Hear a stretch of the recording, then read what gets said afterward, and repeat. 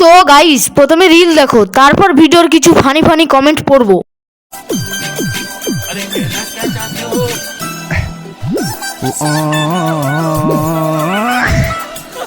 वाह दीदी वाह दीदी नहीं दीदी वाह दीदी व्हाट इज दीदी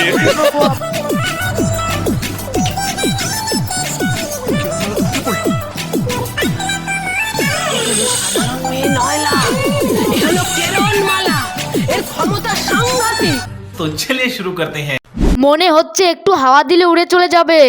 हेलीकॉप्टर हेलीकॉप्टर